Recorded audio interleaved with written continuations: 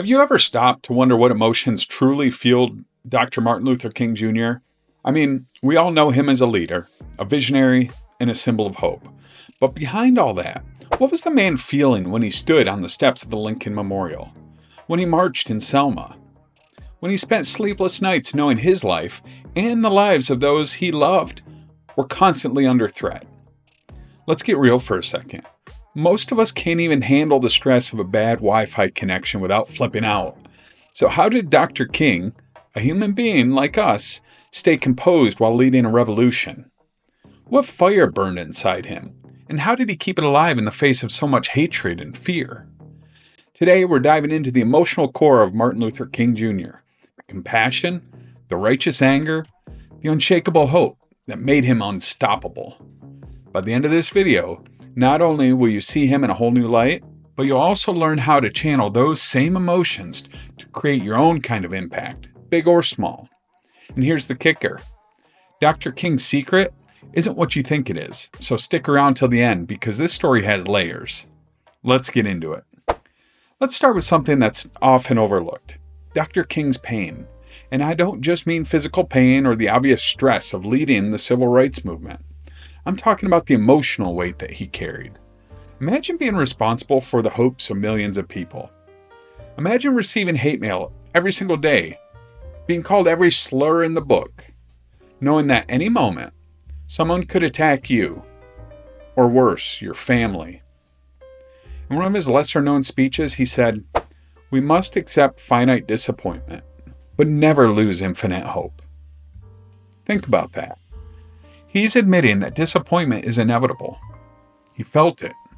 He lived it. But he didn't let it consume him. And that's what separates Dr. King from so many of us. He didn't suppress his emotions. He transformed them into fuel. Here's the thing. Pain is universal. Maybe you're not facing death threats, but maybe you've experienced rejection, or felt like you're not good enough, or like the odds are stacked against you. That's your pain. And the lesson here is, you can either let it crush you, or you can use it to rise. MLK chose the latter. But here's the catch. Pain alone didn't make him who he was. It was how he combined it with something deeper. And that brings us to the emotions that truly defined his legacy. Let's break this down. Dr. King's emotional strength wasn't about just being brave or fearless. It was about a mix of emotions, working together like a symphony. First up, compassion. MLK had an extraordinary ability to empathize, not just with his allies, but even with his enemies. In his famous "Loving Your Enemies" sermon, he said, "Hate cannot drive out hate. Only love can do that." Now, imagine being in his position. It would have been so easy to let bitterness take over. But instead, he chose love. And that wasn't passive love. It was active, fierce love. Love that challenged injustice. Love that demanded accountability. Next, let's talk about anger. Because yes, Dr. King got angry too. And here's the difference. His anger wasn't about revenge or destruction. It was about creation. He once said, "The ultimate measure of a man is not where he stands in moments of comfort, but where he stands at times of challenge and controversy." That anger, what we could call righteous anger, fueled his drive to build something better. And honestly, we could all use a little more of that kind of anger today. Like the kind of anger that makes you stand up when you see someone being bullied, or the kind that says, "Enough is enough," when you notice injustice in your own life. And finally, hope. This one's big. MLK's hope wasn't some fluffy, feel-good optimism. It was a gritty, determined belief in the future. In his "I Have a Dream" speech, he said, "I have a dream that one day every valley shall be exalted. Every hill and mountain shall be made low, the rough places will be made plain, and the crooked places will be made straight, and the glory of the Lord shall be revealed, and all flesh shall see it together." Hope is what gave him the strength to keep marching when it felt like nothing was changing. And let's be honest, hope isn't easy. It's not the default setting in most of us. But MLK showed us that hope is a choice, a radical, defiant choice. So what can we take from all of this? That your emotions aren't the enemy. They're your greatest ally, if you learn how to channel them. Let's get real for a second. Most of us don't wake up thinking, today I'm going to change the world. Honestly, we're just trying to survive. Get through school, get through work, avoid awkward family group texts. But here's the thing.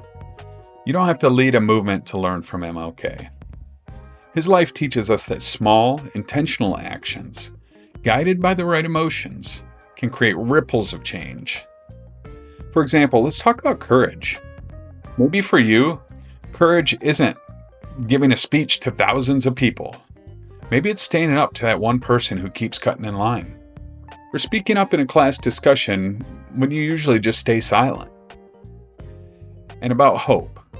How often do we let ourselves give up too soon? Imagine if MLK had said, you know what?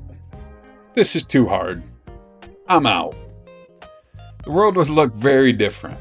So next time you're tempted to quit, whether it's a tough project or a relationship, remember, hope is about believing in the possibility of something better. And hey, if you need a little extra motivation, just picture MLK staring at you like, really?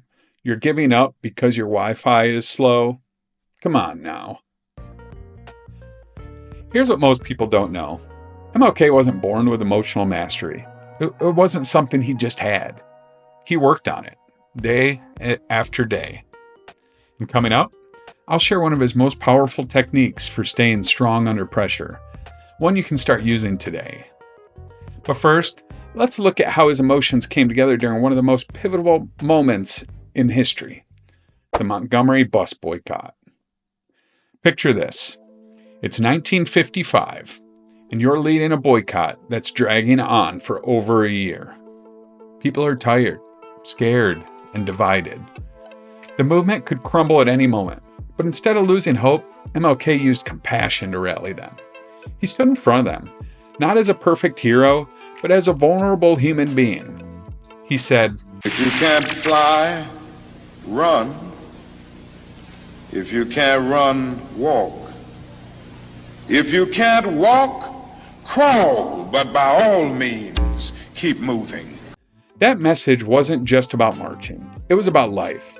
And that's why people followed him. He didn't just tell them what to do. He felt what they felt and showed them what was possible. So here's the takeaway. Dr. King's emotions weren't just something he felt. They were something he harnessed. Compassion, righteous anger, hope. They're not just words on a page. They're tools that can build revolutions or even just help you get through a tough day. Now it's your turn. What will you do with your emotions? Will you let them control you? Or will you use them to create something amazing? My name is Stephen Kofer. I share real-life experiences based on my experience as a husband, a father, and a mechanical engineer for over 25 years. I share lessons learned the hard way and practical steps tailored to the challenges people face today. Whether it's mastering time management, developing a growth mindset, or finding the right path for your unique talents, you'll get actionable insights to move forward with confidence. If you got anything out of today's video, don't forget to like, comment, and subscribe for more videos like this, because the world needs more dreamers and doers. Let's make it happen.